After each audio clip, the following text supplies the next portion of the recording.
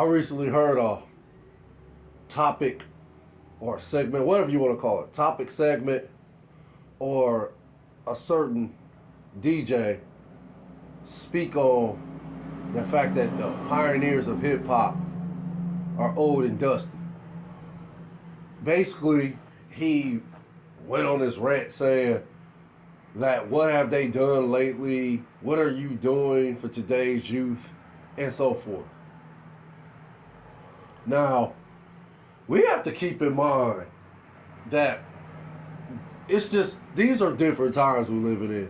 This generation for me, and I don't want to say generation. I'm sorry. Let me say this society for me, and how the people, you want to call them the masses or um, governments, board of education, and so forth. I hold them responsible for what's going on in today's society, basically. I hold them responsible for how these kids are, being raised and, later as they become adults, they become functioning adults. I blame them for the reasons as to why it's just so all over the place. And how, you can just say things and anything goes. It's just it is what it is. Will it change? I hope it do. But, you know, presently constructed as of right now, okay, it is what it is. So this doesn't surprise me that this particular DJ put a statement like that out there saying this about the pioneers of hip hop. It doesn't surprise me because like I said, this is what today's society is. People are motivated by shock value. People are motivated by what's that, cancel culture. People are motivated by negativity now more than ever. And basically, this is what's getting people's attention, and this is what's basically being a cash cow now. But I'm gonna touch on it because I'm from that era. I love my hip hop. I fell in love with hip hop in '84. That's my woman. I love her. She has given me things in my life besides what Jesus and God have provided for me and given me life and so forth. But as old saying goes, God takes care of those who takes care of themselves. So basically for me, hip hop has given me as much as I've wanted from her. So, am I successful? Am I a big time DJ? Am I a big time hip hop star? No, I am not. But I still love her because of the experience, that magical experience I felt in '84 when I first heard her. When I first heard, MCs and DJs putting this creative talent on display, the way it was put on display, it was a magical experience for me. It was something I've never ever heard before. And till this day, that has always resonated with me. It's always been, in my heart. And it's always been a part of my heart. And I am still hip hop to this day. I am 48 years old, and if I'm blessed to see it, I'll be 49 next month in October. But with all that said, hip hop came on the scene in the late '70s, and then it somewhat became a household name as the '80s was coming in. But even then, it still was trending. It still was treading water, if that makes sense. So I like to think the original pioneers was, I believe, what, the Furious Five, Melly Mel, and then Curtis Blow. Them the two pioneers of hip hop I remember who put it on the map. So I would like to think it began with those two. Well, Melly Mel with the Furious Five. That was, it's Melly Mel and some other. I think I want to say Cool Herc, but I could be wrong about that. But Melly Mel and in the other performers in that group, yeah, they were called the Furious Five. So I like to think it started with him and then and also Curtis Blow. Curtis Blow was solo. He was a solo artist. But I mean, I like to think it started with them two. So here's your two pioneers right there. There's your two. Melly Mel and the Furious Five and Curtis Blow. Now, let's think about this for a minute. Let's say that hip hop was never, ever, ever created. Let's just say, for the sake of it, let's just say music would have been just basically R&B, rock and roll, and country.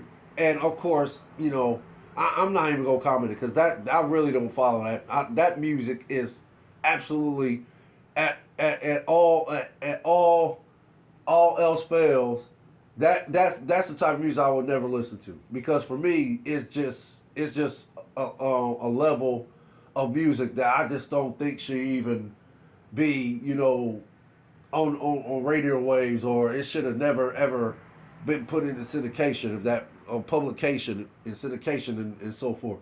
But okay, hey, we all have a choice. We're Americans, and hey, that's we have the freedom of speech, freedom of talk, choice, not talk about freedom of speech, freedom of choice, and all this and that. So we choose, what we want to listen to, what we don't want to listen to. So hey, it is what it is. Different taste, different pleasure. But imagine if hip hop was never created. Imagine if Melly Mel and the Furious Five and Curtis Blow never came up with the idea of, hey, if I grab a microphone, I get a DJ, and we get some records, and we get some turntables, and we get some amplifiers, we get, beats, and we get the audio recordings going, synthesizers.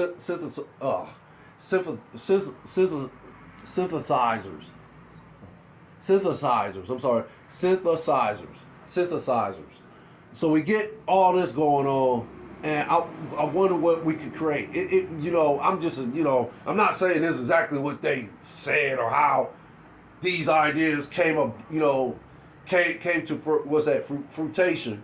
I'm not saying that's how it happened. I'm just putting this in my own words and just imagining if I was in the elephant in the room, if that makes sense. So they put all these ideas together, and let's just say, I wonder what we could come up with if we did it, get all of these instruments, all these audios going, synthesizers and so forth. I wonder what we could create. Well, it never hurts. Let's try it. Let's see what happens. Okay. Well, look what we discovered. We discovered we can get on the mic, we can rhyme, we can be creative with our rhymes, we can freestyle, and we can just make it like work to a point where where people will consider this music. People will consider this talent. People will consider this art, if it makes sense. Because remember, when hip hop first came on the scene, didn't nobody even consider it music. Didn't nobody consider it talent. People looked at hip hop and was like, "Oh, what is that? That's not music. That's not talent. How you gonna compare that to artists that actually perform music? How you gonna compare that to artists that's creative or can actually sing, if that makes sense?" So as they was comparing, hip hop to other forms of music, it actually didn't become a form of music or art, I would like to say, until man, I want to say 86 when Will Smith won his first Grammy. I think I'm wrong about that year that he won, but I know Will Smith. What was it? DJ Jazzy Jeff and the Fresh Prince. They won the first Grammy ever for rap. That's what they call the category, rap. So I like to think that's when hip hop officially became an art, a profession, and looked upon from their peers as music. But if you go before that, Run DMC did a track with, I believe, oh, what's that dude's name? It's not Alice Cooper. Gosh, oh, I cannot believe I forgot his name. I'll get his name. I'm gonna do this audio at a later time. I'm just,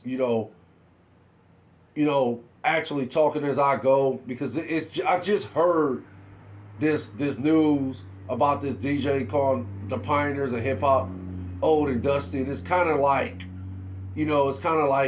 got my mind a little all over the place because I actually can't believe it was said. But then again, I do believe why. I do believe. Let's just say I do believe that today's society calls for people to say absurd things like that. If you say the most absurd thing in today's society, you're like you're applauded for it. You're like put on a pedestal like no other. You're celebrated for saying, oh, that, this, and that. Yeah, people are gonna like literally clap for you. Some people are, and I like to think most people. I don't want to say most people because I'm gonna give people the benefit of the doubt. People who know, who are true and know what hip hop, real, true, authentic hip hop stands for. So I'm gonna give most people the credit, is most people the benefit of the doubt. Say, and I'm not going to say most people. I'm going to say some people applaud, being absurd or being preposterous and so forth. You get celebrated for that for that in today's society. They celebrate you for stuff like that now. So, basically, before Will Smith won that award, Run DMC did a track, and I want to say I cannot think of his name. I know who he is, but the song, of course, everybody knows is "Walk This Way." So they did that track with him, and then Blondie. Actually, Blondie is the one who, like, really, put hip hop on a map like no other. Like, if it wasn't for Blondie, I don't even think hip hop would have, been even mentioned or even been considered as, a profession or music or talent or art. I don't think people would have took it serious if it wasn't for Blondie.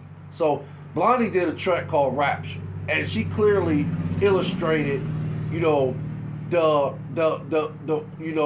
origin of hip hop as far as in, hey world, this is for all y'all who don't know what hip hop is. This is hip hop. This is what it looks like. So she showed various scenes in her video, from graffiti art to DJ to dancing and so forth. So Blondie is the one who actually put hip hop on the map. She was like another pioneer of hip hop. But the funny thing about that was Blondie was known as, oh man, I want to say she was a rock star, but I don't know. Her music never struck me as pop. I heard a couple of her tracks back in the 80s when I was a kid, so it never struck me as rock. But I would like to think that that's what her music was considered, was rock. I'm gonna do my homework on that too. But Blondie is another pioneer of hip hop, and then the guy who did the track with Run DMC, that's another pioneer of hip hop. And then I think I want to say that Beastie Boys is a pioneer of hip hop too, but actually they got into hip hop because they went to an underground hip hop party and they were marveled at what the DJ was doing on stage as far as in playing, hey Mickey, you're so fine, you're so fine, hey Mickey. But the DJ was like, flipping it. He kept like playing in like almost like in reverse. He would like mix it. Hey, Mickey, Mickey, Mickey, Mickey, you're so far. Hey, Mickey. So he's on the stage scratching it up to this classic track, and the Beastie Boys just was blown by this. They're like, wow, we got to get into this. This is it. We want this. We want to be a part of this. So, but what the Beastie Boys was able to do was to get Run DMC into like arenas and buildings that they couldn't get into because of, of course, the color of their skin. So basically for me, for people like this DJ to just speak on hip hop in that manner and to try to degrade what pioneers, hip hop pioneers, have done for the business and still are doing to this day.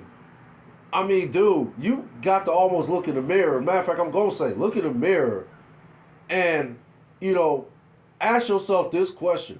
Why am I even in this business? How did I get in this business? Would you be in this business if it wasn't for the pioneers of hip hop? It's just that simple for me. Would you even be a DJ if it wasn't for what the pioneers did before you? So, for me, this is it's just an idiotic statement. Let's just call it what it is. It's an idiotic statement by a gentleman that I just really believe he's either trying to get ratings, I don't know, shock value, money, trying to generate some kind of money so people would tune into his, his whatever platform, social media platform he has. I don't know why this was said, but all I know is this is not fact. This is actually wrong on all levels.